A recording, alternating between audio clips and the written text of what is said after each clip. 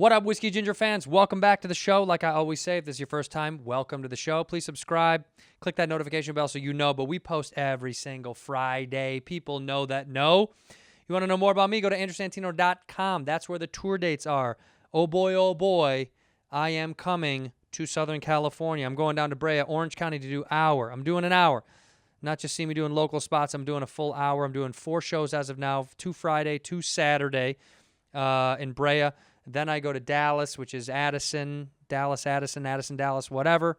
Then I'm going to Houston and Madison and Boston, and we're adding more dates as we go. So go to andrewsantino.com for those tickets, baby, especially if you're in Southern California. Come out and see me. I don't know how many more times I'm going to be in town doing an hour.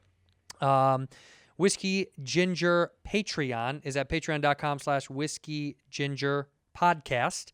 Go check that out. That's where the solo episodes live. And the Keto chats and all of that good stuff for you. If you're looking for merch, it's right down below in the merch bar if you're on YouTube. If you're not, it's andrewsantinostore.com. And all this stuff can be found at andrewsantino.com, particularly the tour dates. So go check me out on the road. Enough rambling from me.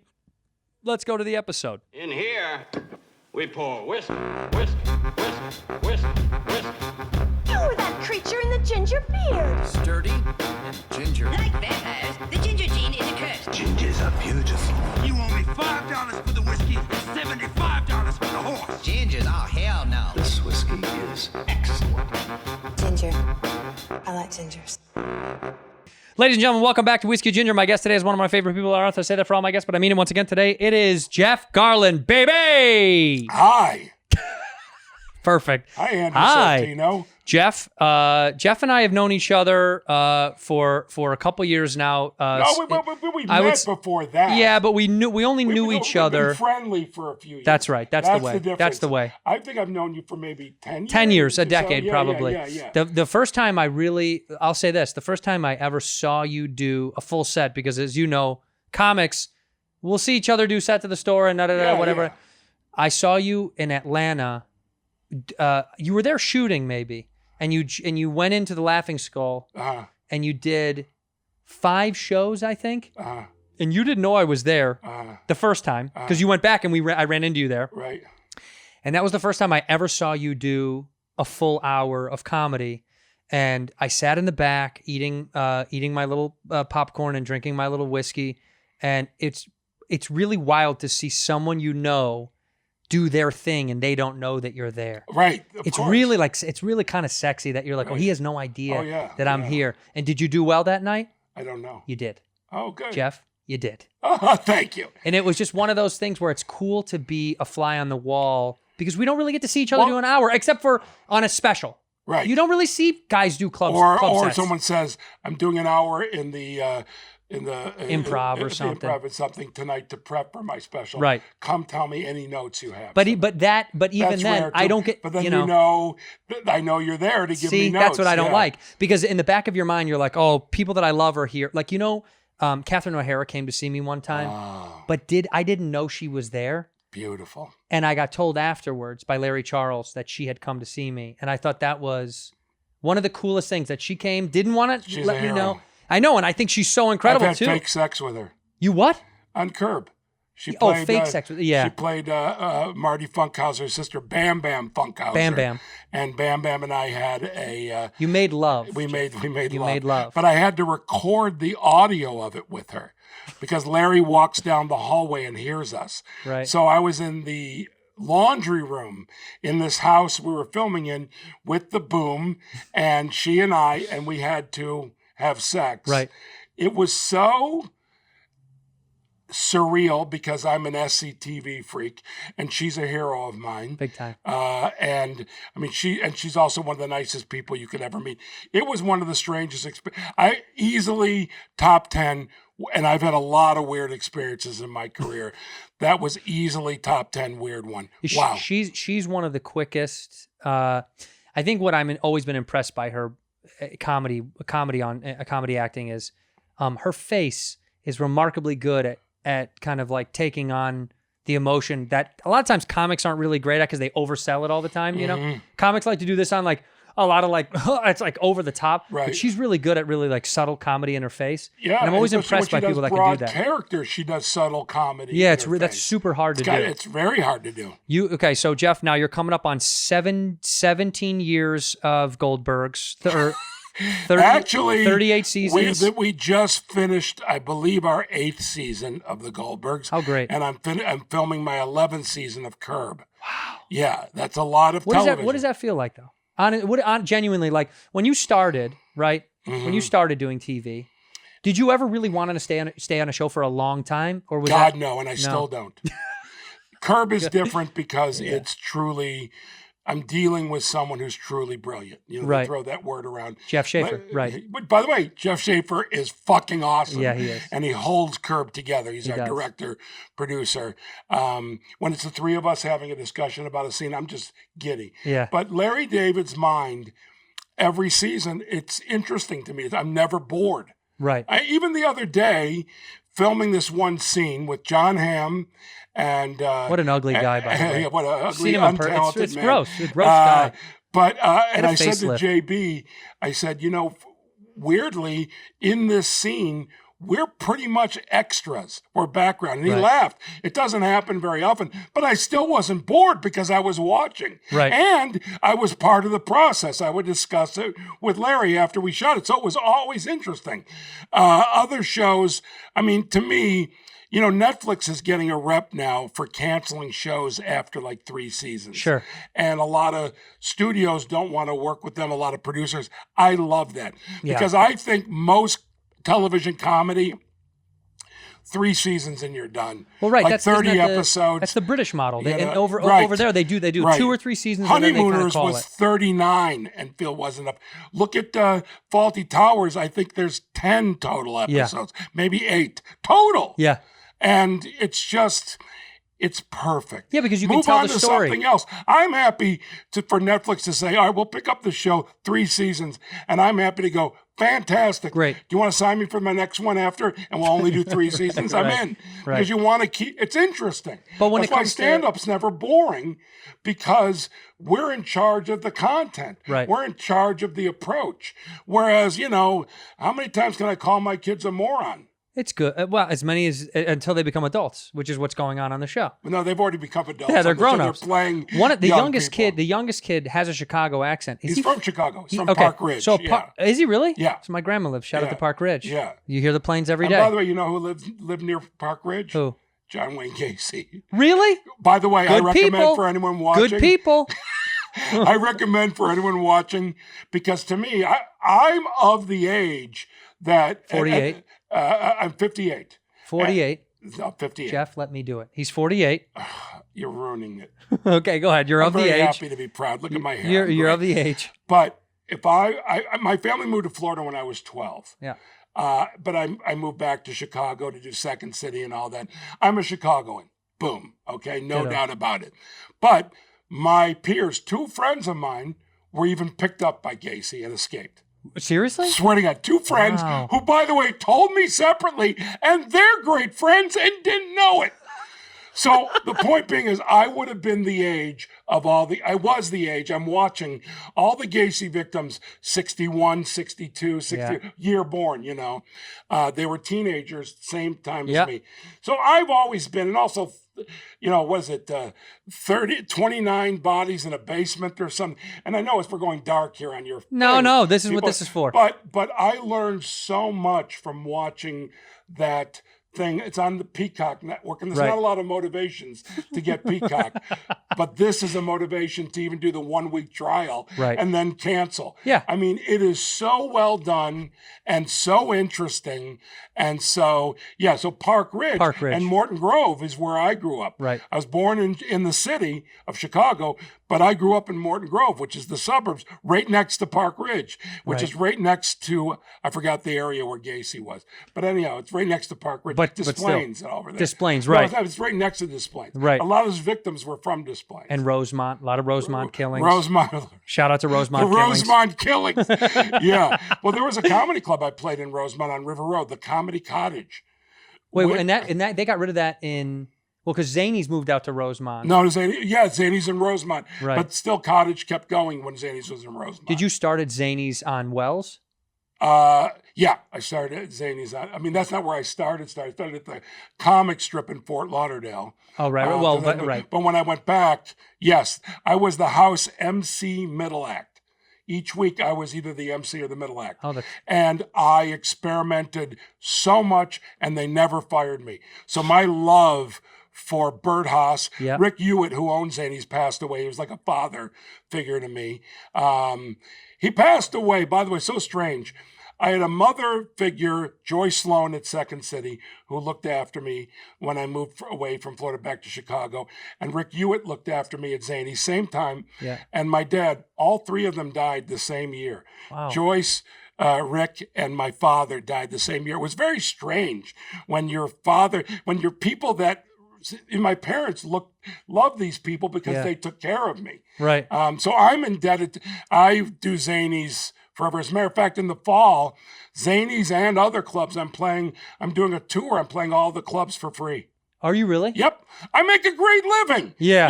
Come on. I'm that's right. on 2 TV shows. The 90th season of Goldberg. I want to, look, I need to get back in shape.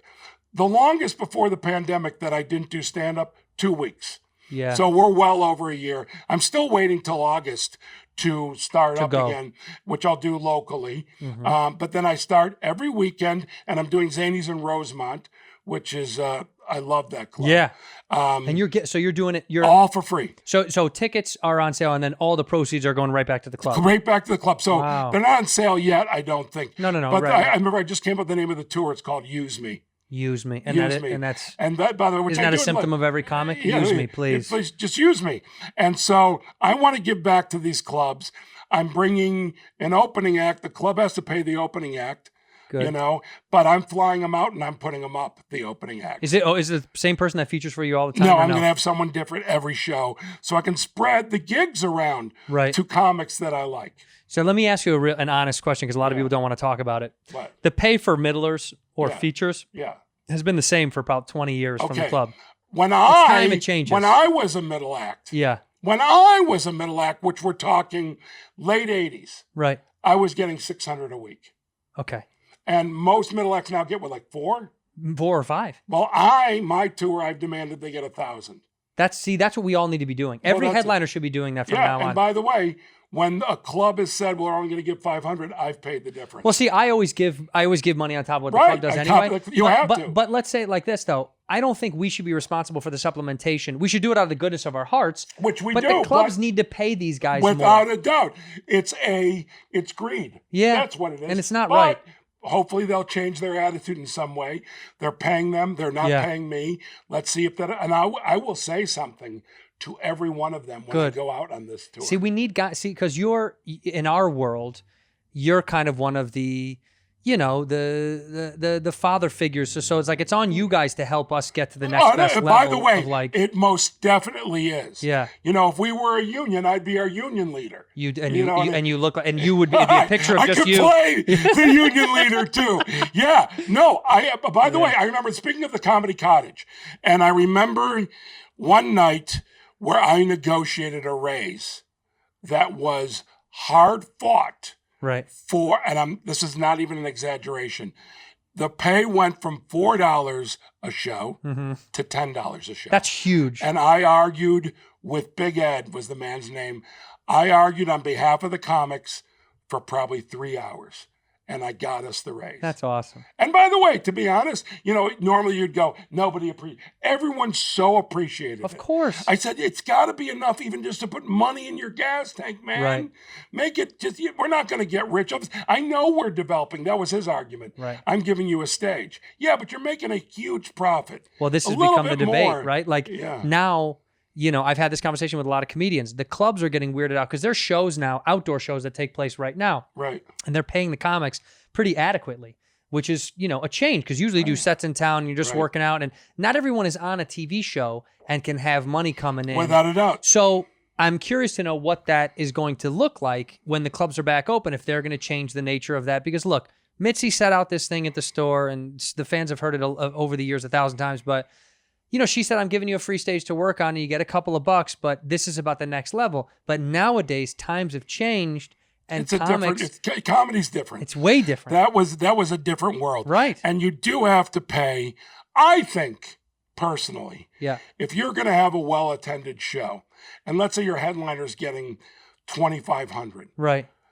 You got to put the money into a solid middle act. Well, yeah. They've never heard of this headliner. Right. Give the middle act, and you're making this great money off Tons. it if the people are sold out. Now, I understand if you're having a weekend when your club holds 500 and you only get 100 people. By the way, speaking of Zanies, who I said never fired me, if they had a bad weekend back then, they would say to me, let's say I was making 400 for the weekend, they would say, we can only pay you 300 this week. We had a horrible weekend. And I know I was there. Right. And I didn't like it then. Now I completely understand it. Right. But they were like very reasonable, I wish the logic would have been, we had the best weekend ever. More drinks ever. You were supposed to get 4, we're paying you 6. Right. But I tell you what, I had a fallout with one of the corporate clubs. Well, the only corporate club, the Improv. Right. And that's because you fought Bud. You punched him in the parking lot. Everybody knows that story. You headlocked Bud and you beat his life before he got out with Bud and people caught us. No, Bud Friedman we're talking about. Right. But no, they wanted. There was a weekend I played at their club in Kentucky. It was the Funny Bone Cincinnati, but it's in Kentucky. Right. For whatever reason, I did my part. I did radio, I did television. You did it all. I didn't draw. And I was on curb at this moment, whatever, and I did not draw. Right. And they wanted me to give money back. And I'm like, no. If you're a club I have a relationship with, and this is your only club, I'm giving you a deal and giving you money back. Sure. You're a corporate piece of shit. You motherfuckers own 14 clubs. There's so much money flying in. Yeah. This is the risk you take. 100%. Yeah. And so I can't. It's like feeling bad for the airlines. You're so like, you know what they did after that? They canceled all my shows. Really? And you know what's really interesting? Those shows, I only had like 2 gigs left. It's amazing that Dave Chappelle was available. Yeah. I wonder if they canceled to prove a point, or they could get Dave Chappelle. It's like, all we have to do is fire Jeff Garlin, and Dave will play here? Sure. Jeff, we're sick of your behavior. Yeah. That's it. Yeah. Quick. Oh, Dave Chappelle's available. By the way, Dave Chappelle is, talk about making your own way during this whole thing. I'm jealous to a degree of like all the shows and all the stuff he was doing out there, because it was wild to see. He just was like, well, I'll just make a comedy club of myself. Yeah, and people just come to me. Best. He invited me to play in Austin. And I remember saying, come on, Jeff, you won't get COVID. And he got it. Come to Austin. Now, mind you, I'm filming 2 shows. Yeah. And so for me to go to Austin, I'm putting that at risk, the people I work with at risk, all of it. And I love Dave. I love him. Yeah. I run through a wall for him. I love him. Yeah. And he's like, we test and we do this. And then 5 minutes later, he got it. And I didn't laugh because I wasn't happy about it. But I was like, wow, it's good that I didn't go. Well, yeah, look, I was testing on the FX show I'm on. We tested every single day. It was I got every tested this morning. day. And guess what? People still got it on set. We tested every day, and it was still like people, as I go home at night, we had, I can't share some of the details because it's not out yet, but we had in one day, because of one person that came, that's what it 10 takes. people got sick. By the way, 10. And that one person's always a dick. Yeah. They're always going to be. That's it. Yeah, but I'm saying, for me, what I've seen is when that happens, it's always the one person that you would have bet on before the season. Who's going to get COVID? And who's going to give COVID? Right. That motherfucker. Because he's the one traveling and this. Going to Cabo. Yeah. Yeah. We saw the Instagram post. Jeff, I want to stop for a second. Wait, I just want to divert back to something because I want to thank you before we continue on our wonderful banter. Yes. Because it did mean a lot to me. I've spoken about it on this show. When I was going in for Curb, it was Allison Jones and Jeff Schaefer was in there and Larry was in there. And when I went in, your presence and your like voice to Larry saying that you knew me and all that stuff, it really did change the dynamic. And on the day when I shot, when you were like, oh, look who's here, it helped more than I think you'll ever know. And it was a thing that it meant so much to me because it's a comfortability blanket that was just, Well, that means a lot it to was me. huge. I have to be honest. It means It a was lot huge. to me. And I always want to make, because by the way, what's more awkward than auditioning? it's already so period. weird. And then you're auditioning what? I'm doing the scene with Larry David? Yeah. No, it's just, I just want people to be comfortable. Well, what you did made me go, like, I'm competent in my comedy skills, but there are all those moments you're when you fucking go, great. well, It's when, easy- it's well, when you easy to go, back I'm you. gonna get, you get a little anxious, not nervous, Yeah. but anxious. You're like, Anxious, I want to yep. perform well. So you're like, do what you do well. Don't fuck this up. Don't get in your head. Just do Ever. what you do. Yeah. And then when you do something like what you did, I mean this, it just makes you go, fuck, great, perfect. Now I can drive full Done. speed. Yeah. Yeah. I take off my And then you seatbelt. leave having done what you wanted to do. 100%. That whole logic of what are they looking for? Fuck that. Fuck that. You go in and do what you do. Right. And then if you leave feeling that you did what you wanted to do, Yeah. it doesn't matter what they think. Right. You know, agents, you say, do you want us to find out? I go, please don't. Yeah, Either why? I got the gig or I didn't. Right. In here, we pour whiskey. Are you guys trying to turn your cool idea into a website, blog, publish content, whatever you are thinking to do with that material? You got to use Squarespace, man. Squarespace is incredible. That's how I built my site, and I'm not a smart man. I've told you guys that. I'm a little stupid, and I was able to do it. They have these beautiful templates that you can use, or you can do it on your own. Go rogue. Do your own thing, man. Be that lone wolf out there trying to design your own stuff. You can if you'd like. I'm not competent, so I needed to use the templates that they have.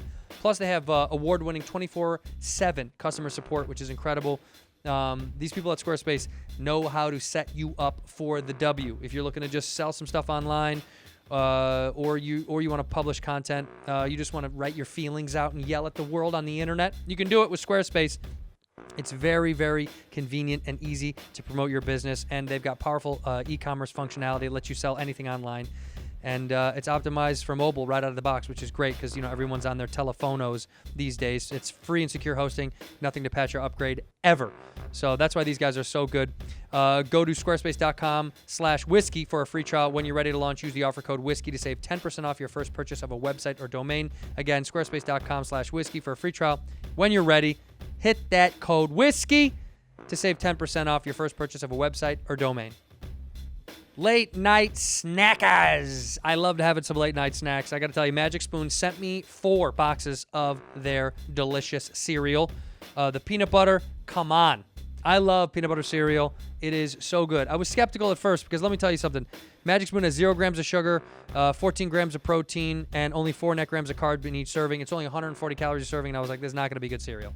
This is going to be hard rock, flaxseed, unchewable, cement. But it's not.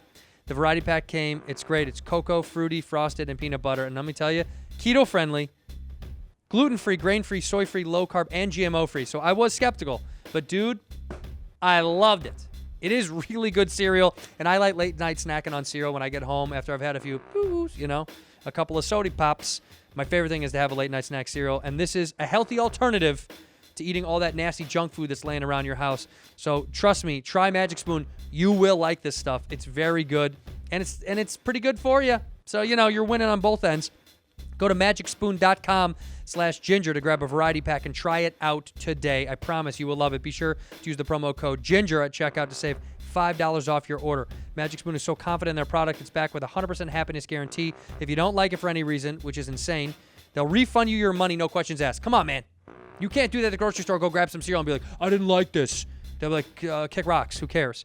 Remember, get your next delicious bowl of guilt-free cereal at magicspoon.com/ginger. Use the code GINGER to save $5 off. And I want to thank Magic Spoon for sponsoring this episode. I like gingers. And is the casting director going to tell you the truth? Right. One time I read for Melissa McCarthy and Ben, her husband, for this movie, and she had liked me and said they wanted to see me again. And I was in my head and I was going through some nonsense outside of it. Like I just was in a bad place and I bombed so bad. But in the middle of it, I stopped and I said, you guys, I'm going to have to say goodnight. And Melissa started laughing. And I said, this is not the time for me. I don't think this is going to work out. And she was like chuckling a little bit. And she thinks I'm kind of like doing a bit. Right. And I said, no. I'm going to continue to bomb for the next 10 minutes and fuck up these lines because this isn't going to work. And she was like, okay, do you want to come back? And I said, I just think it's not right now. And she thought that was hilarious. And then I walked out. My agents were like, what did you do? And I was like, It wasn't right. You I had to live say life goodnight. like that, Yeah. you will be. I remember Dana Gould and Janine Garofalo are sitting on the side of the stage at the Improv. Mm-hmm. I'm going up to the stage to audition for SNL. Lauren's in the room, okay? And it was the night that I think Spade auditioned. I don't remember who auditioned.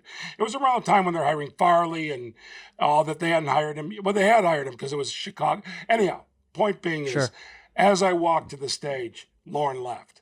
Lorne walked out. So got up? During my, he must have looked over and went, nah, I don't want to see that. And I went on stage and I was heartbroken. Yeah. And I told the audience, do you know what just happened?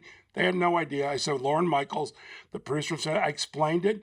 And I said, I just don't have the heart. And it's about you. And I should be doing the show for you. But my head was not there tonight. Right. This was about me being seen by SNL, a dream of mine. And I said, I can't do my set. I am so sorry. They gave me a standing ovation. Right, because they knew it was real. Because there's Real nothing wins. fake about that. Real wins. Yeah. Always. Yeah. And by the way, what's the best advice you can give someone who's bombing? Acknowledge. Yeah, let them know. Acknowledge. Don't spew out at them. Right. Just go, right. This is not going well, is it? Make fun of yourself. And by the way, how many times do you recover because of that? Oh, it's that humbleness. Honestly, it's only 100% of recovery if you acknowledge that it's not going well. Yeah. If you don't acknowledge and try to tread through, you got a 5% success rate. Right. And by the way, you 5%. can plow through. Sure, but and you'll be done and you'll come off and you'll go, why am I wet? Right. You know, and it's not enjoyable and usually do too long. Right. You always go over because you're trying to find a good closer. Which even is though not there. No, it's not. You already ate shit. You have to acknowledge the elephant in the room, which is you are sucking. Yeah. And the worst feeling in the world, and I've had both of these, when I bomb sometimes, and I know the audience just fucking blows because an audience is chemical. Yeah. An audience is what did they eat? What was their day like? Oh, who were their parents? How were they, like their education? Everything about their lives. Yeah. And they're mixed in together. So you don't know what you're going to get. And there's some nights I go on stage and I fucking am on fire. I feel funny. I know I'm funny and it's not grooving. Right. Well, I know it's the audience's fault. Right. I do the best I can. I have fun with it, whatever. I acknowledge that. The nights where the audience is fucking perfect and delightful and I eat it are so hard on me emotionally. Yeah. I drive home and I'm just like, I'm so sad and angry and upset, but I was off. Right. I'll admit it. I sucked. Right. It wasn't you. I sucked so bad. That's when I feel bad. Yeah. That's when I feel like shit. But there are nights where, like, I mean, come on, at the store in the original room, so many, which is the hardest room, but the best room. By far. If you groove in the original room, which it's one of my favorite rooms, and it's a room that I do well in. But when they're not having it and you're not grooving, that is the toughest room I think to bomb in. Toughest room to bomb. I had to follow. This is really unfortunate. Rock came. Seinfeld started coming back a few times, maybe like 5 years ago. Right. And he told that great story. I've told it on here, but he said how Mitzi didn't like him, and out of resentment, when he got his show, he bought a house right above theirs on Queens or whatever. Right, Queens Road. Just so he could see them on the way down to CBS Radford and wave out of his Porsche. Yeah. Because he has that much resentment for them. Yeah. And well, you can do that. It's amazing the he resentment did it. you hold. He did it. I know. So Seinfeld was back, and Rock was in town for something. And Rock was... Remember when Rock and Jerry would park their cars in front, and they would get either ticketed or towed every night. Didn't care. And Rock was coming, and he was staying late. And I had skipped my first set because I had two others, and I came back late, and Rock was still around, hanging out in the buckets. And I was really flustered and not prepared, and it was not smart. I should have just given up the spot. Without doubt, yeah. And I wanted to do it because I thought, well, maybe I can clip a couple of good ones out there, have a couple of base hits at least. Right. I get up there, and I'm spoonfuls. I mean, spoonfuls of shit I'm eating. It's remarkable. It's almost other friends are just like, who is this guy that's doing a bad version of Andrew's jokes? Right. And I get off stage, and I sit down 2 seats over from Rock next to, I think it was like Court McCown or somebody that was sitting there, and Rock kind of sits silent, and then he goes to get up, to get away, and then he turns and he goes, "Good stuff," and the good stuff was his funny way of saying it was fucking terrible. Like good stuff. Oh, yeah, no, I know exactly what he meant when you said. That's why I laughed. Terrible. They don't know. They- Good stuff from Chris Rock means that was fucking embarrassing. The worst. You ate shit. Yeah. Work. Go back to work. Yeah. But it hit me so hard that I was like, I should have just been real with myself and said, I shouldn't do the set. Could have. Don't ever do the should have. Should have just. I You'll die with should have. I could have. There could have. I could have just They're all could have. not done it. And by the way, female comedians, male There's comedians. female comedians? No, but Stop my point it. is because I'm about to say the word brotherhood. Oh, right. It's a brotherhood Yeah. and a sisterhood. And we're all together, but we all know who the real deal is. Yeah. And we all know the people that are doing it to get the rewards Yeah. that come with becoming a famous comedian, as opposed to, hey man, I just want to work out tonight. This Yeah. is all I want, you know? Right. And that, and when you, and by the way, what's his name? I love Rick Ingram. Yeah. I love Rick. I can sit in the back of that fucking original room and watch Rick Ingram for hours. Yeah. He's so fucking good. And by the way, I've tried getting him a special that I would produce Yeah. for Netflix. It's like banging my head against the wall. Well, because you know the science of the business is such a programmed thing. It's such a predetermined thing. But You know. we're dealing with something now where I'm putting together a show, a TV show, a few TV shows, and it used to be, and this is always, I thought, the great rule, and it was true. TV made stars.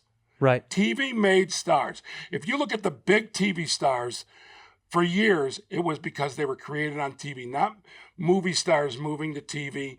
Well, now it's so cross-pollinated that if you want to do a show on Hulu about a pottery shop, the lead better be a fucking star. A movie star. A movie star. Yeah. No, you know what I mean? So it's kind of like the same thing. You know, we want people that everybody knows already to give them a special. Right. Oh, really? You don't want to discover someone? Right. I think the last person to be discovered was Ali Wong. I'll tell you, Tiffany Haddish. No, but you're Tiffany Haddish in the movie, I'm saying. Right. But then Oh, you mean through comedy? Through comedy. Oh God, yeah, Ali probably Wong. Ali, because Yeah, Ali that Wong. was the last special that Netflix gave to someone who was an unknown. Complete unknown. I mean, when she got that special, she probably couldn't sell out the OR by herself. No. You know? She couldn't. Yeah, she couldn't. She Yeah, had trouble drawing. right. Oh my God. Shortly thereafter, she's a star. Yeah, but she's fucking star. She was selling out. This is crazy. When we went to Montreal to promote that Showtime show, that I'm Dying a Beer show, we went with Jim Carrey and we sold out this. They sold tickets to watch Jim speak with the cast next to him, in one of the biggest gallery theaters that they had. And they said, you know, we've got to clear out of here by 8:30 because there's a show here afterwards. And I said, who's selling this fucking thing out? And they're like, Ali Wong. Ali Wong. And Ali came upstairs. She was like, Santino. I was like, Jim Carrey just did a speech here, and he sold out these seats because they wanted to see him talk. You're the only other comic that's selling this thing the fuck out to do stand-up. She became from that special a star, wild. which Yeah. proves my point. Make stars. You know, make stars. That is the way to go about it, and Right. it's financially a better way to go about it. Totally. This whole thing of paying $15 million, which by the way, everybody expected it to all go up, and Right. Oh, Well, that was what what's his name did with Quibi, you know, with Katzenberg. The idea was like, if you gave all these people all this money and all these stars went there, wouldn't that draw the crowd? But I think youth knows, they know what they like and they can't be fooled as easy anymore. No, It's they not, cannot. they just know exactly what they're getting into By before the they way, get into it. all you can do is have some stupid star, some stupid reality fame person, Right. put them on Quibi, and you're going to get the mentally challenged young people are going to, because they don't care. No, they don't care. They don't care. But the smart people that are young, you're not going to fool them. No, you fucking can't. way. Well, they already My know what they like. kids, I knew Quibi was going to fail when my kids, who are now 20 and 25, so I'm saying 19 and 24, Yeah. told me, no one that I know has downloaded the app. No one will watch that. And I'm like, done. You're done. They're the only ones that should be interested in the app, But right? by the way, that's the point. Yeah. They're the only ones that should be. Right. And no interest. Yeah. Because but being genuine, just like I said, you know, with you doing the thing, even in an audition, you have a wonderful career if you're who you are and you're genuine. Right. Be fucking genuine. Yeah, you can't. Well, you can't. I think that comes from where we come from too. I'm going to take to some Chicago stuff. Two things. One, It is big. can It they is see big these from Chicago kicks? Can you lift up a little bit just so The that Chicago Bears. those are I so bought, cool? By the way, I bought 4 pairs.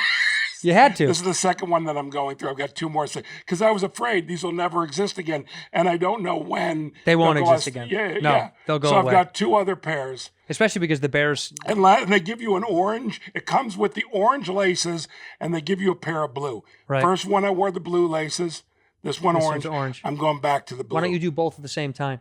Because I'm Lose not your 12. mind, I'm Jeff. not Do 12. it. Just No, do I it. can't do it. I can't do it. I can't do it. And you got your Peyton shirt on today. You're, Oh you yeah, got your I'm wearing sweetness it. papa. By the way, someone said to me, "I love your shirt," and I was like, "Oh yeah, I love it." Wonderful. It's from the Roots of Fight. How many Hey. people do you think know who that is still? Do you think Sweetness or Walter Payton? Sweetness, the term sweetness. Do you think a lot of people who don't know? You don't know who Sweetness was, did you? You did? Oh, Did you? You wow. knew Walter Payton. Did you know he was Sweetness? Yeah, see, that's what I mean. I think people, I think a very rare amount of people, Well, I mean, Chicago fans, yes, but he was as big as Jordan right. in his heyday. He was To as- my dad, he was the well, to me, he's the greatest of him, all time. Ernie Banks, Right, Mr. Cub. Michael Jordan. Right. I mean, and there's a few others you can mention in there, Oh, Ryan Ron Santo Sandberg. and Yeah. Ryan Sandberg. Yeah. No, there's heroes, other, heroes on the Bulls, what have you. But Peyton was so much that city Yeah, he was. and his work ethic. Unbelievable. I'll give you a good Chicago athlete story. As a kid, my parents lived next to it. They had the Michael Jordan Celebrity Golf Classic happen at this golf course near my parents' house, and we would Which run one? there, 7 Bridges, Uh, and we would run over there, and after school during like the practice rounds, and we were down there, and what we do is we put chicken wire in the water in the DuPage River catch to the, catch golf balls, yeah. clean them, and sell them back to them. Right. Well, we would sell them back to him, $1 a ball or whatever, and this guy goes, give me a dozen balls, kid. So I give him a dozen balls, and he goes, you ought to go to your house and go get a Frank Thomas baseball card if you have one. And I said I had gotten a Frank Thomas rookie card, and The I Leaf said, one. yes, and I said, The Leaf yes, one? I have it, Yeah, and I said, I did too. It was a Leaf and I one. said, I got a Frank Thomas rookie card, and he goes, oh yeah, you see that guy over there on 10 or whatever it is? He goes, that's Frank Thomas, and it was so far away. I was like, he's not in that group. You're a liar. You're full of shit. He goes, go get the card or you'll regret it. So, of course, my friend's like, just go do it. Just go do it. So I sprint to my house. I get this card. I come back. Sure enough, I've never seen this before in my life. He was alone in the golf cart and still had one leg hanging out the other side. That's how big the hurt he's was. gigantic. He's I've met fucking him huge. before. And he pulls up, and I go, How oh old my were you? God, Frank Thomas. I had to been 13, Oh, that's something what I like say, that. 12. Yeah, It sounds 13. like a 12-year-old. And, Yeah, go and ahead. I said, Mr. Thomas, will you sign this card? And he goes over and he goes, oh, all right, guys. Like, you can tell they didn't really want to be bothered. Right. But we, it was just 3 of us. And he grabbed the card and he goes, how did you know we were going to be here? Because it was an off day. And I said, the group in front, he told me you guys are going to be here. And he goes, son of a bitch. And he signs the rookie card, gives it back to me. He goes, you won't make that much money on it now, but someday you will. And of course, I still have it signed, Of course, framed you- at my By mom's the way, house. that's a course. You got to keep it. Oh. What's good? Even though I was a Cubs fan, by the way. By the way, I am too. Yeah. But you, like me, don't hate the Sox. No, why? Yeah, they're Why would I? Chicago. Why would No. you? No, but plenty of Sox fans hate Cub fans. Well, that's a Hey, South Side, North Side thing. It is a South Side, North But that's, Side. you know what? That's how I feel about Northern California. Like San Francisco, they hate us. We don't Right. mind them. Yeah, that's the same relationship. L.A., San Francisco. It's the Yeah. exact same. San Francisco goes, fuck LA, and Fuck LA, LA. goes, well, you're fine. I don't. You're fine. I- Beautiful city. yeah, I enjoy going up there. I enjoy going up there. By the way, that is the Yeah, exact that's same what it is. relationship. Yeah. They South don't Side like us. Chicago. Oh, they hate us. Hate us. And that's okay. I get it. And I by the way, there's understand. plenty of people in the northern suburbs who are Sox fans. They Yeah. have lots of. I have a Northern- couple of friends that are Sox fans I that are do North too. Siders. Yeah. And by the way, I have in my collection a red Sox hat from the early 70s. Right. Because I love Dick Allen. He Yeah. was Oh, my favorite. yeah. I mean, Yeah. look, I am diehard Cubs fan through and through. I Yes. took my dad to the World Series. Was like the greatest thing I've ever done in my I wish life. I could have done that. My dad's dead. Thanks for bringing that I up. wanted to rub it in, by the way. And I have 2 dads, but I have Step and my biological. And I brought took them them both. No. By the way, I love when you and Bobby talking about his dead dad. Oh my God. Well, that was so great. Our friendship was bonded over this idea that when he relapsed and was really lost when his father died, Yeah. he kind of just needed someone to like help him acknowledge the fact that like all this fakeness that he was doing, all this like I'm fine. He called me the next day and was like, it's not that big of a deal. I was like, you're so fucking disconnected from reality. So disconnected. But everyone around him, other than his girlfriend, Right. who was saying the same things I was, which was like, dude, you're snap out of it. Friends and other people were like, I mean, doing great. people handle it different. Yeah, It's like, no, dude, I you have know. to actually fucking handle it. So I think that's really, we've been friends for 13 years. We became really, really good friends because of that. Like, and Right. that's why we were able to joke about it, because But what are you doing with him? we worked Being through real. it. Yeah, we're being real with it. That's all it is. And by the way, when the Cubs won, Yeah. I didn't want to go to Cleveland. I didn't want to experience anything in Cleveland. Nah. Although I'm going on my tour, I'm doing Hilarities. Yeah. Which is a lovely But you're club. keeping that money, by the way. You're not going to give them any. I'm not giving back to Cleveland.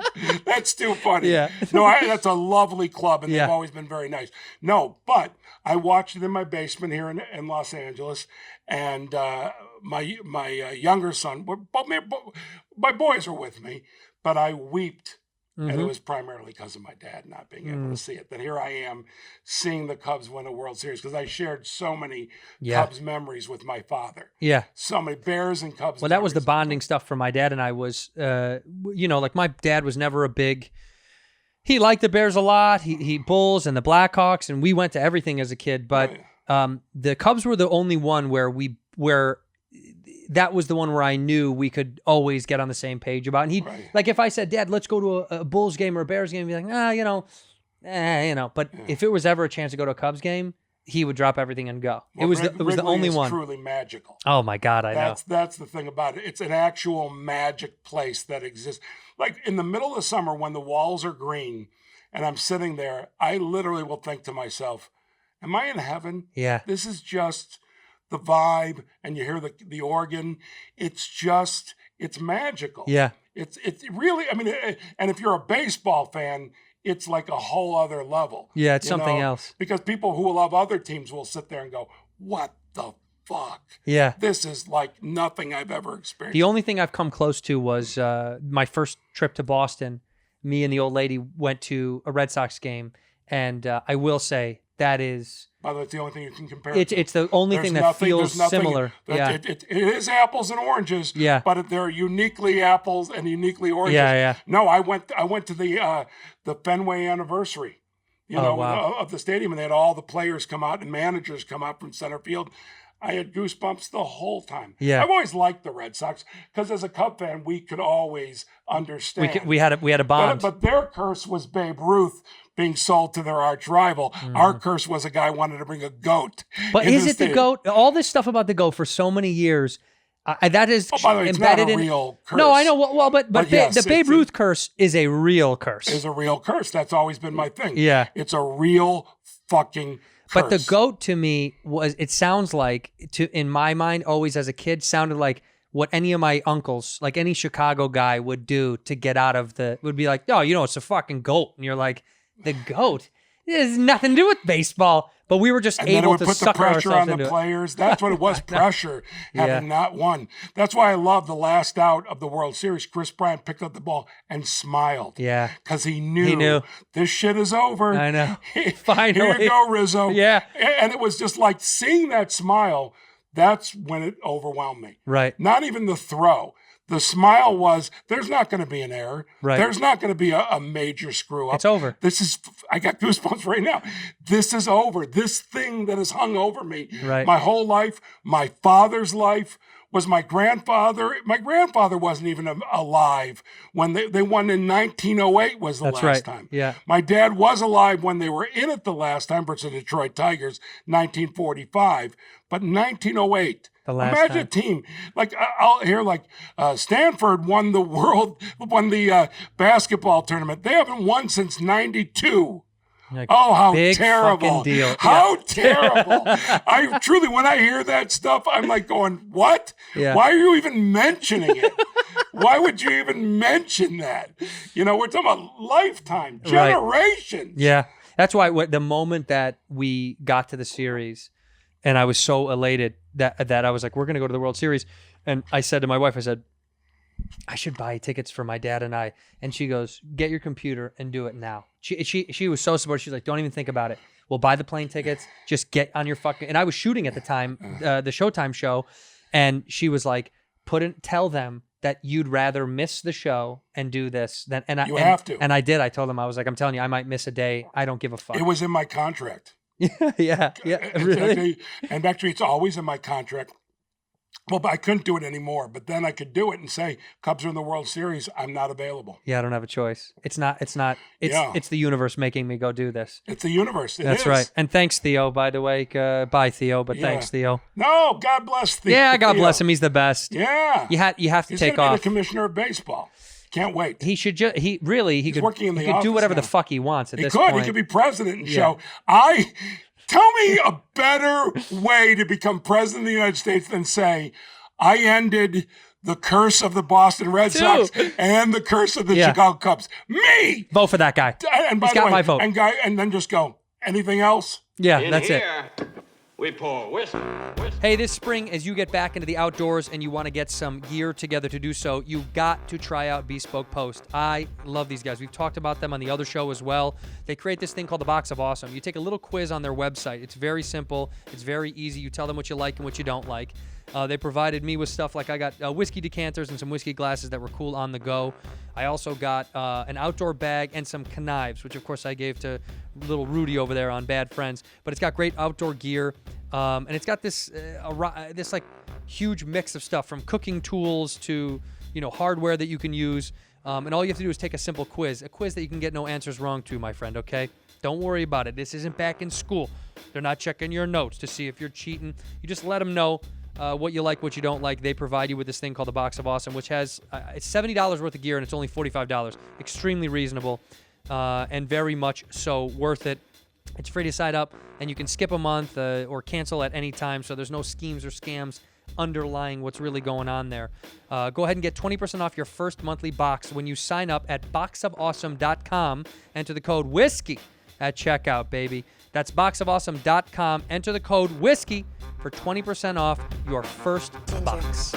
I like gingers. That's who I want as my next president, by the way. I want Theo. Don't think that the Democrats haven't thought about that. Sure. They have sure. to have, yeah. Well, the Republicans got a TV guy, so why wouldn't the Democrats get a good TV guy, Yeah, you know? yeah. And I know and I know you don't like to talk about this at all, but you of course you voted independent twice. You didn't want to vote for Democrat or Republican. I know you voted for Jo Jorgensen of the what is she? The Middle Green Party or whatever. I know that's who you voted for. Go ahead and talk about your political views, Jeff, if you want to. Well, basically, my polling place has to show one of the Pirates of the Caribbean movies for me to even walk in. Yeah, to consider and it. there was a lot of argument, like, is that legal? Is that... It is. And by the way, ironically, so as not to offend anyone, they did number 2. Right. They showed a lot. They didn't want to make a strong statement, so they went right in the middle.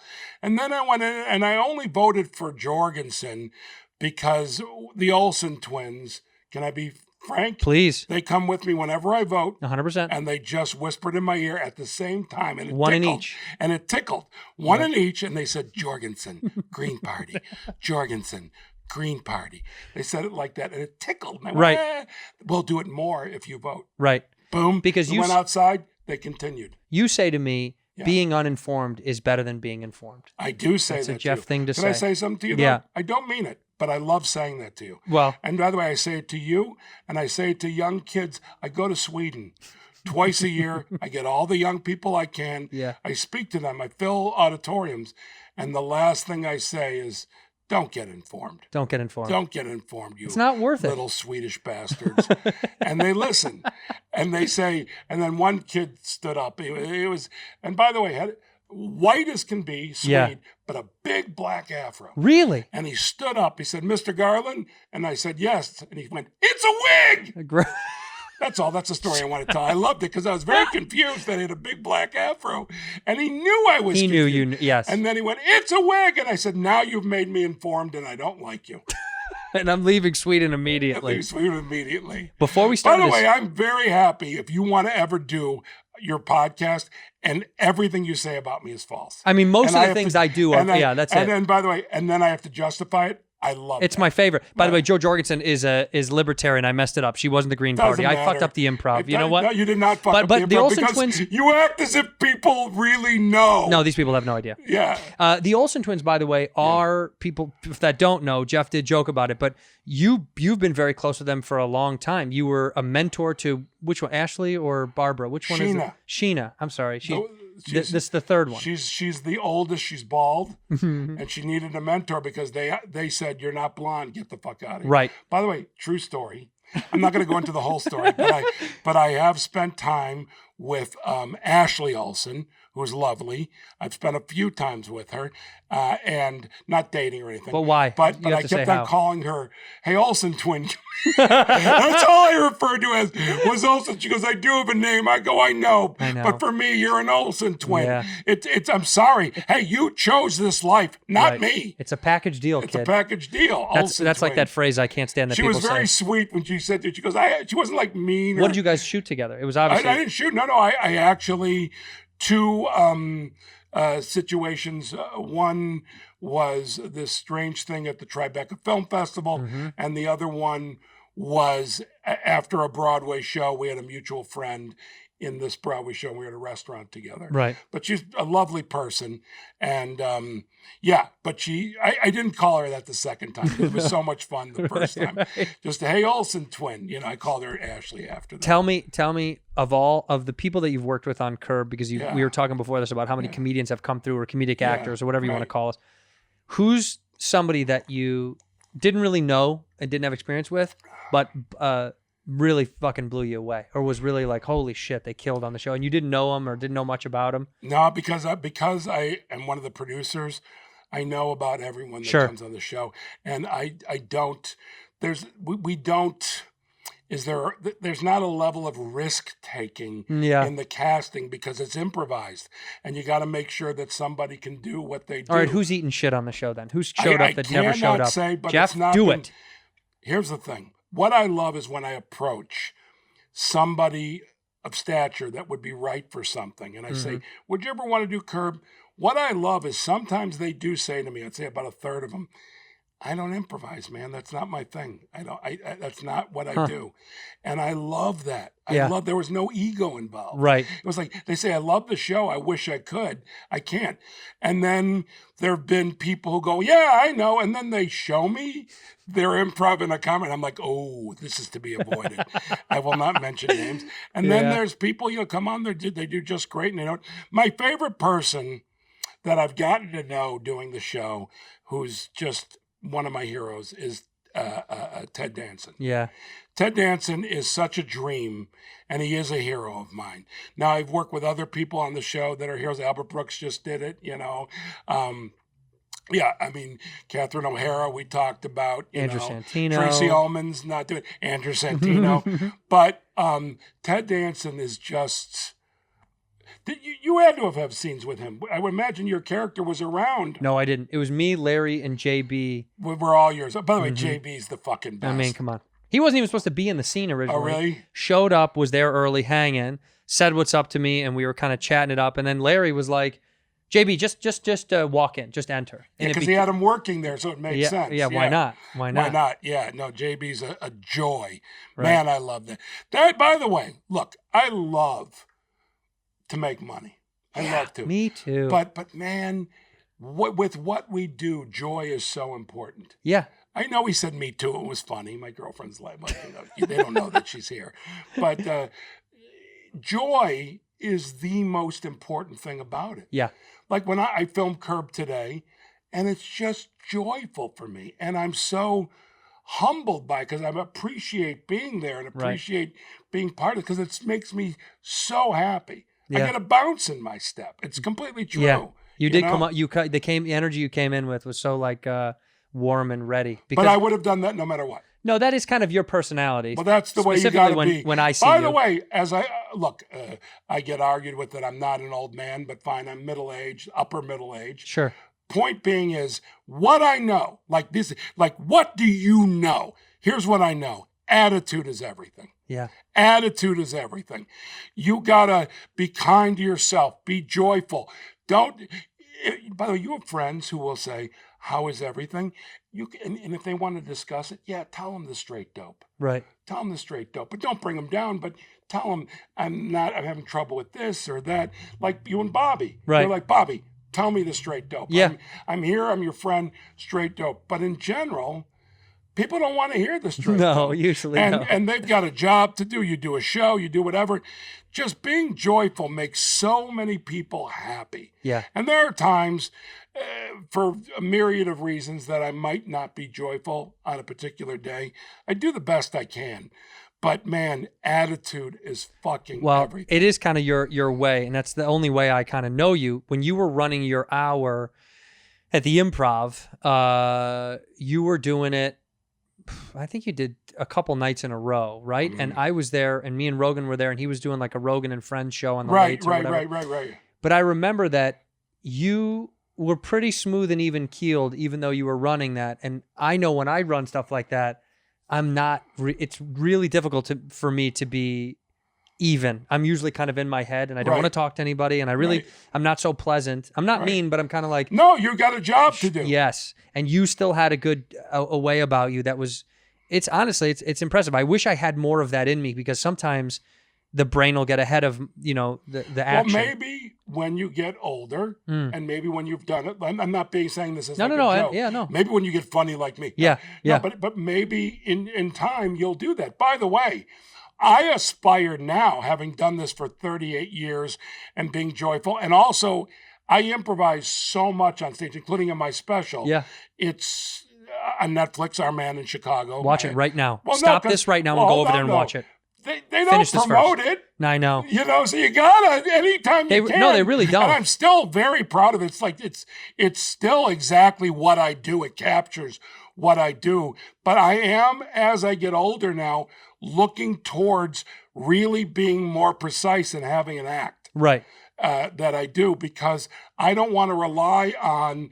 I mean, I'm always going to improvise, but as I get older, I don't know that I can go up and make up an hour, physically or mentally. And I'm being totally sincere. No, I know. I mean, I don't see the immediate future being a problem. Right. But who's to say? I'm 58. Who's to say when I'm in my late 70s that I'm like, I can't do this anymore? Well, if you get... So I want to build up a set that I pull out of, add to, pull out of, add to. Until you feel like until you reach a point when, and I don't know when this is, and this is my...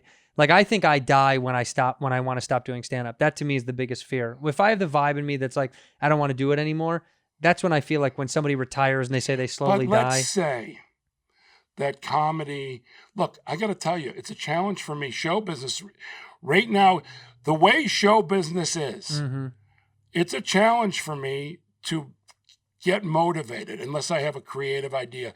From the standpoint of what show business is not what I signed up for. It's not why I went into comedy. What did you sign up for? I signed up to comedy. I'm closer to, when I started, is closer to the Magnificent Mrs. Maisel than it is to what goes on now. Right. And when I go to the Comedy Store, a great deal of people bring me dread. Like, I don't want to see you. What you do isn't comedy to me.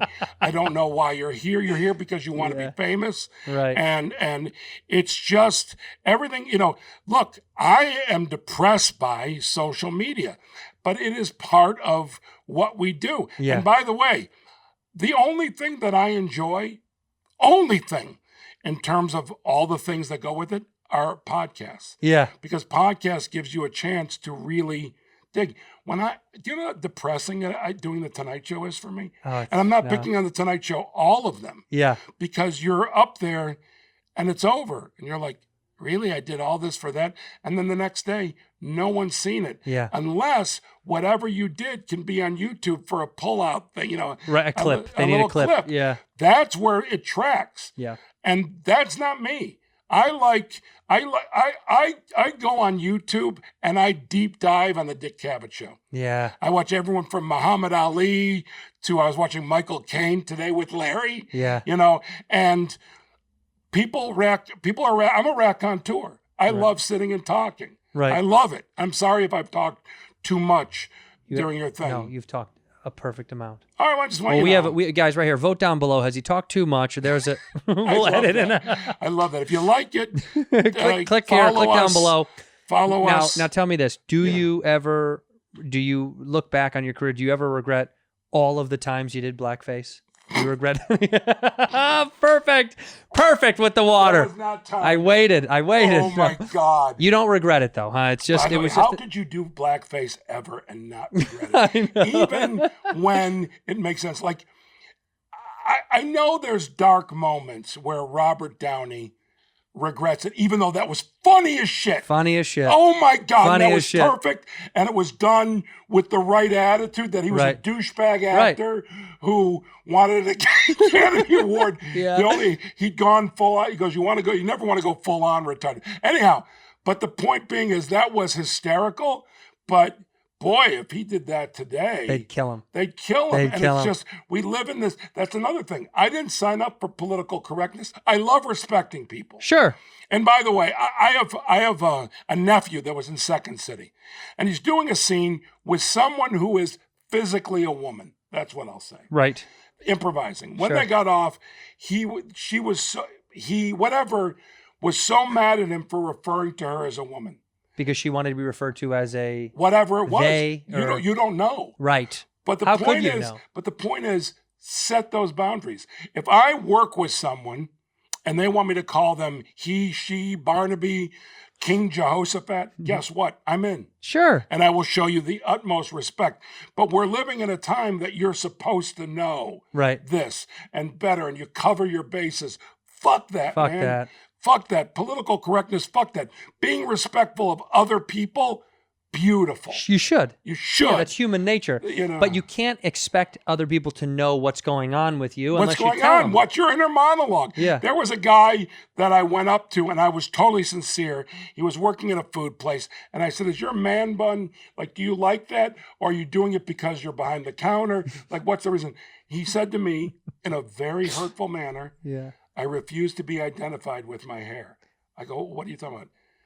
I identify. I was completely confused. Right. Then I understood man bun. And then I said, "Well, what do you want me to call it?" And then I said, "I'm only asking you sincere questions, but Right. I'll leave you alone." Right. And he was angry at me, and he was furious at me. This was in Chicago, by the way. Really? Yeah, I don't want to say where. I know I'm Yeah. always doing that. But I know, I don't- wanna know. In case the guy still works there, I don't want to, because I didn't complain. And I told him when I left later, I said, "I never wanted to hurt your feelings, and I'm sorry if it ever came to that. And just know that." Right. Because I didn't intend But that's to. that's all you can do. That's all you can do. There's nothing else. But by the way, you know. he wasn't like, "Don't worry about it." He was like, "Thank you." Yeah. You know, and it's like It was I a Panera think- Bread on I Ohio, think by the that, way. That it's like with all the things now, the political correctness. I think it's a lot of squeaky wheel shit. Of course. So we're more scared of just because people, but it's not the majority.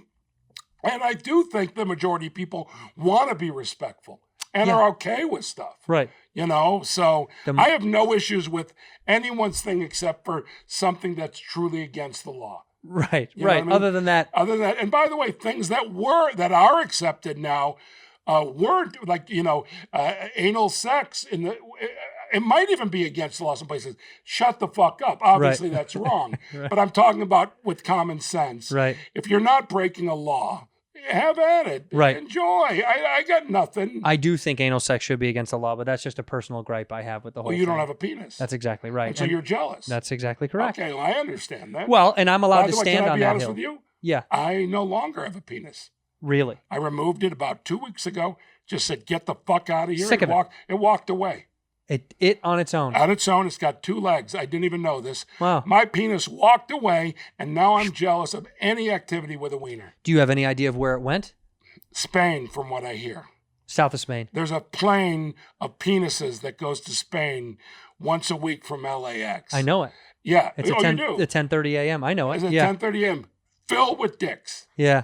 Yeah. And it always Barcelona. Sorry. So it's Barcelona. Barcelona, I had right. heard this. I didn't Right. know for sure. Yeah.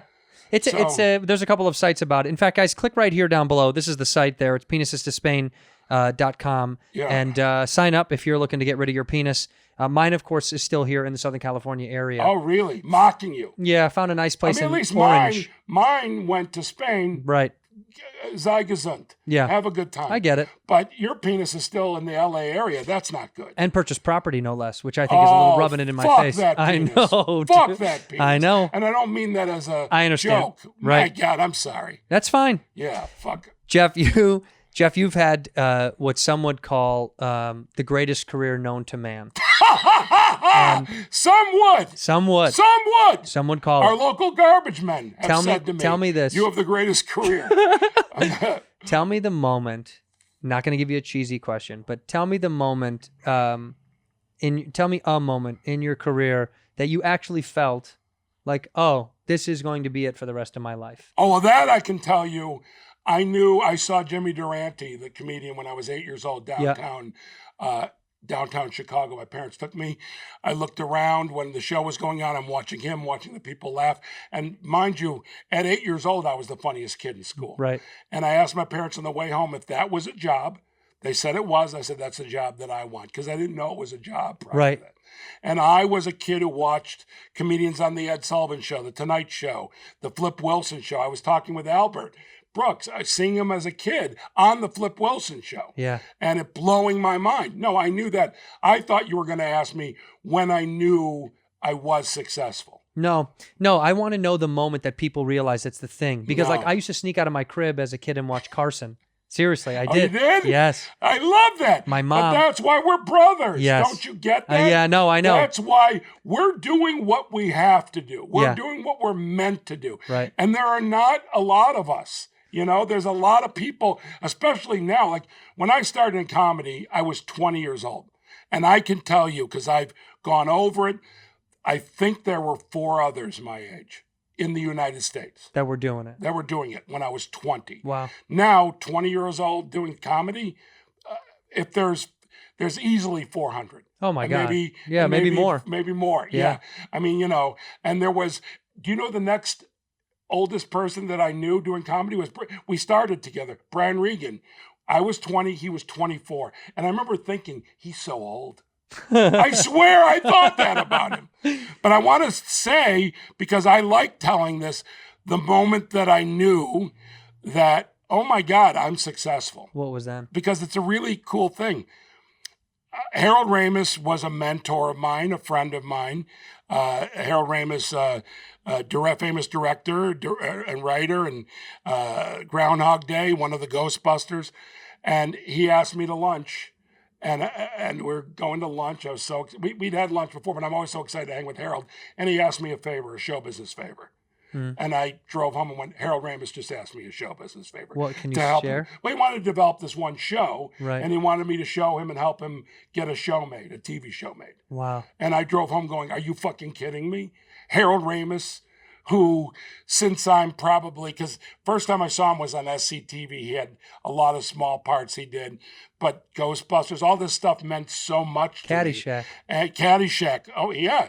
He Directed it. Yeah. Yeah. So, I mean, Caddyshack meant the world to me. So, holy shit. That was the moment where I went, wow, look at that. I couldn't believe it. I was just in shock. Yeah. Harold Ramis needs a favor from me. And I helped him, you know. Of course. And that show was Friends. But Did it pan out? no, it was Friends with a Q. Oh, Because there was already the Friends show. I I understand. said, just put a Q in front. right. No F. Q Friends. No, not even Q Quens. Friends. Krenz. Quens. But pronounce it Friends. Like a French version of Friends. Yeah, and it starred Richard Kind Love Richard Kind. and a poodle. Just them two. That's it. It's kind of like a new Turner and Hooch type of thing. It was, well, actually, the subtitle was Old Turner and Hooch. Oldest Turner and Hooch. It might have been successful. We went with oldest. You should have called me. It was called Krenz, pronounced Friends, Right. starring Richard Kind And a the poodle. poodle. And the poodle didn't have a name. I thought that was a problem bringing people in. Sure. I mean, you can't sell Oh, you know tickets what's on a that. great show? I'm being serious. Yeah. A show that was on FX called Terriers. Was the greatest Really? fucking show. But you wonder, I remember a friend of mine who was on it. She said, please watch me. I'm on this new, she sent an email out on a new show called Terriers. Well, I immediately thought of some reality show about terrier dogs. Same. No, it was like a detective show. And it was fantastic. What happened? It was called Terriers. It Yeah. got canceled. It's gonna bomb. Nobody, it ate it. No, it did. And by the way, because of the name, Donald Logue. Yeah. Oh, really? Yes, it was a great job. He and I have discussed it. The greatest show with the worst fucking actually. And you know, it's the worst name of any television show ever was actually a hit, and that's According to Jim. Yeah. According to Jim is truly, in my eyes, the worst name for a TV show. It sounds like a network specifically said that's the name we want for the show. Yeah. They go, we need to have it called According to Jim. There's And no other way people need around to know it. what's going on. Well, Is it- according to Jim. According to Jim, what's he say? Can I No, say- I hated, I- and it was, I hated that show. I played golf with Richard Kind a few times. We became kind of great. buddies. Did you play over at? Yeah. And let me tell you something. Yeah, I love Richard. He's been one of my dearest friends, Second City. Yeah. You know, but he's on Curb. He plays Yeah. Larry's cousin, and he's on the Goldbergs. He now plays my partner in my business. He's the most worked guy I've ever met in Hollywood. He works constantly. No, he does. And we were golfing, and I'll tell you one thing I learned about Richard. I liked him before I met him because I was a fan of who he was. Right. And then we started golfing together, and we kind of became buddies while he was here from New York. And I will tell you, remarkably competitive. Remarkably. Like golf. like unbelievable. Like, well, because Richard, for I people find that it know, unbearable, to be he's honest. very he's very easygoing and I very said, smooth. Can I play golf with you? I don't think so. I don't think so. No, You that's can't. not going That's to not work it. today. He's so competitive though, and you don't feel it when you meet some people. When you feel it when you meet them, he doesn't have that vibe. But then when we were out there, man, did he get It competitive? just turns, the switch turns. It was I know. wild, yeah. He's a character. He punched the caddy. The caddy said to By the way, if he that goes was left true, to right, right to left. Nobody would enjoy that more. If he's dealing with a lawsuit from punching. I really didn't hit him. It was a tap on the shoulder. I said, "What is my lie?" Right. And he said, "Go fuck yourself." And I cold cocked him. Knocked All right, him out? I let it out. I didn't tap him on the shoulder. I cold cocked him. I hit him when he wasn't looking. No, he's a very competitive, sweet guy, and he doesn't like cuss words. By the way, he doesn't like it because people were swearing, and he says, "Don't work blue." He always said that. Don't. He's like, "Sugar, come on, sugar." He doesn't like. I asked him. You I said, actually sold that. "Huh?" I believed that. Yeah, I you was liked like it? going, I didn't know he didn't like it. I believed you. Yeah. You did it just. He boom. Yeah, no, he's got. That's an acting lesson. He's got a by the way. brilliant mind. You don't need a spin. Just be who you are and give out the information. Yeah, just let it sit. Just set out. You can give any piece of information you want, and if you just say it, people are going to go. You know, and if you're filming, they're really going to believe it because you're playing a character. Well, like this is interesting. I read this the other day. Paramedics, EMTs, they check for a male pulse. If they find a body in your wrist to find your pulse, in your neck, and if they cannot find it in there, you'll check your penis underneath your penis. You said male. Oh yeah, because he has male pulse. You Yes. were going towards the penis. I was like, what's the difference? So they'll between check your wrist, your neck. Have you ever heard this? No, because it's not true. But if I say it like that, it almost becomes. By the way, I believed it completely. 100%. And I thought to myself, my mom was right about wearing clean underwear. Which, by the way, whose mom says clean underwear? Wear clean underwear, Jeff. I don't wear underwear. By the way, do you have to be told to wear clean underwear? Yeah, in Ethan? what world? Oh my God. Like, you know what's so funny? I was a son. My dad was a military kid, so our whole house was. I mean, it was strict as fuck. So showering or keeping clean, not an issue for me. Never was I ever a dirty kid. Oh right, you can't be. How could I? You can't be. How could Your I? dad used to watch me shower, Well, that's and I yeah. would do what I would do. Cameras No. I freaked him out. He'd say, "Get in the shower now. now." And I said, "You talk to Andrew this way?" He goes, "You bet, but I don't have to. He's always clean." Mm-hmm. And you know what I would do in the shower? I'd have a butter churn in there, and I'd churn butter. In the shower? And that's where you got your fresh butter from as a family. Really? Your daddy would watch me shower. I'd give him butter. We would eat butter on everything. I know because he watched me shower so much. Right. That I gave him so much butter. Right. That's how your family ate butter. And that's why we wrote the movie Porky's. Guys, pick up Porky's right now on DVD Yes. or Blu-ray Yes. at the local. Where do people buy stuff That's anymore? right. By the way, a family that eats butter together makes a teen comedy from the 80s. That's exactly right. What? Jeff, what was the teen comedy or what was the youth comedy for you Oh no, it's Porky's. that you wish you could have been in as a kid? well, That you were like, this is the Animal House is Yeah. what my dream would have been to Right. be in. and to know a lot of those people and know Harold. Yeah. You know, oh, come on. By the way, the Belushi documentary that was on Showtime, fantastic too. Loved it. Well, speaking of Pretty which, moving. let's go back for 2 seconds. Yeah. Jim Belushi, Yeah. not John, who people, I don't know if even some of the audience will know the difference, but Jim's show, according to Jim, made him a multi-millionaire. Mm-hmm. Did he deserve it? You want my honest answer? Yeah. No. Go ahead. No, I don't have to expound. Yeah, okay. I think anyone responsible for according to Jim should not get paid anything. That money should be turned over to any orphanage or any food bank. Okay, I'm gonna tell you another The fact. fact you asked me, I know. that seriously. Is this a true story? What's that? Get ready. Is this Okay. a true story? Uh, Steve McQueen yes. used to Did you read that Steve McQueen Stop it. interview? Hold it. No, did you read the recent one? I did. How awesome was that? I mean, he's the coolest guy of all But time. then you find out at the end that it's an April Fool's joke. I thought this is the best April Fool's Day joke ever. Because you're reading it going, God damn, do I love Steve McQueen. Yeah. And then at the end, you're like, oh, fuck. Not you. real. Not real. But go ahead. Did Steve McQueen, you can answer yes or no too, did Steve McQueen take clothes from every single film he was on and donate them to orphanages when it was over? My gut feeling that I don't know the answer to that, but I would say yes. What do you say? Yeah? That's a real story. Yeah, no, I was about to say, I love McQueen. You know why? Because Why? he was in an orphanage as a kid, right? For a short period Oh. of time. Was he in Boys Town when he was a kid? In Oklahoma or wherever? yeah. But No, anyhow, he was. It was Oklahoma. I do believe that story It's because true. that sounds like that dude. But they used to talk shit about him, right? So the union, the Clothing union? the wardrobe union, whatever. They didn't like that he would take the clothes. They thought he was being selfish, and they had no idea he was donating the clothes because he knew Warner's or whoever was keeping it, and he was like, "What the fuck are they doing with the clothes when they're done?" Guess what? Yeah. All my Curb wardrobe donated to a charity in New York that helps men who are Have penises homeless- that went to Spain? penises that don't have a throbbing penis. And I don't want to, this is not to give me credit. No, I want to hear But I it. do know that it fucking sits there. I do know I get a new wardrobe every year. And so my garage, and part of my deal was I got the wardrobe. Right. After. And all it was doing was sitting in boxes in my garage. This year, I sent it out to a place in New York, I wish I could remember the name, where they give clothes to gentlemen to do job interviews. So Oh, they that's feel awesome. good about themselves. And mine was all suits. Right. And I'm sure there were a lot of heavy set guys like that. And yeah, it felt so good to do that. Yeah. You know, What a but cool I believe thing. that. Yeah, it's totally cool.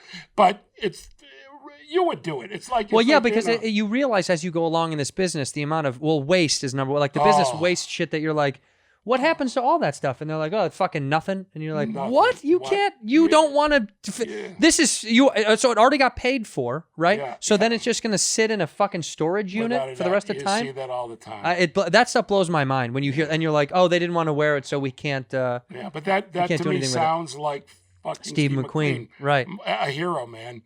But that interview that just came out, I don't even know where it was. I saw it on your Flipboard on your. It's the Flipboard's like an app on yeah, the yeah, phone. yeah, on the phone, yeah. Fantastic. You can have whatever kind of stories, what you're interested in, and they plop on. And I saw this, and I'm like loving it. I said to Sarah, I go, holy shit, this is the best interview I've ever read in my life. You know, him telling the guy, you're full of shit. I need real people.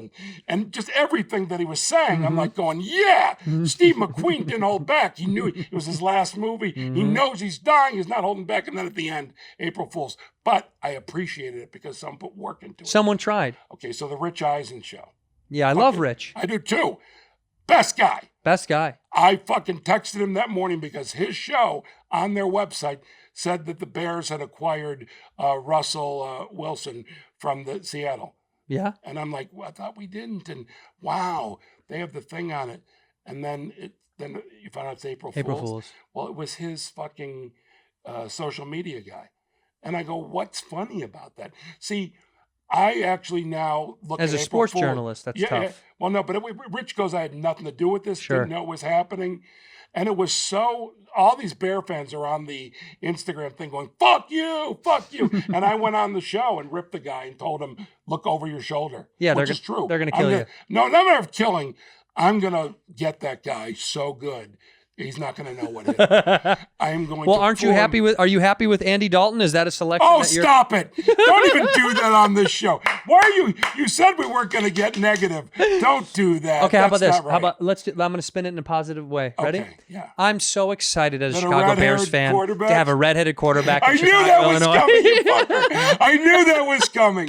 I knew. What other this is- way can I look at it? But by the way, you can't. Yeah. You have to. And by the way, he's a good quarterback. That's enough of that. He's just not That's enough better of than that. good. That's enough. And he's just good. Fine. He's always been good. Fine. I think he's actually better than fine. He's had a very nice career. Sure. Made the Pro Bowl. No, he's good, but he is not what to lead a team to the promised Here's the land. trouble about coming to Chicago, and everyone knows, and Javi Baez said this, Chicago is the toughest fun city to play in because, the fans are fucking ruthless. They're mean as shit. They're mean even when But you're they doing well. Yeah, but they But they support the fuck out of you. So even in Chicago, Andy Dalton's first day getting drafted, I saw a meme that went up. Some bar on the north side had a sign that said, "Come try our whiskey, our Jack and Ginger, our whiskey ginger. It's a lot better than the other ginger we just got in this city." Oh God! Right away. I mean, they're ruthless. No, but by the way, it's a bunch of crap. By the way, another thing people need to know about Chicago. We're talking about love of the Cubs. Your father's love of the Cubs, and I love the Cubs and Bulls, Blackers, all you. But the most popular team in Chicago is the Bears. Yeah, by far. It's like you can put all the others together. Right. Even during the Michael Jordan thing, he was the most popular athlete. But the Bears are they run Chicago and they live and die by the Bears. And the Bears have been bad now. And making the playoffs with a mediocre team, holy shit. Since I was born, they were bad. Yeah.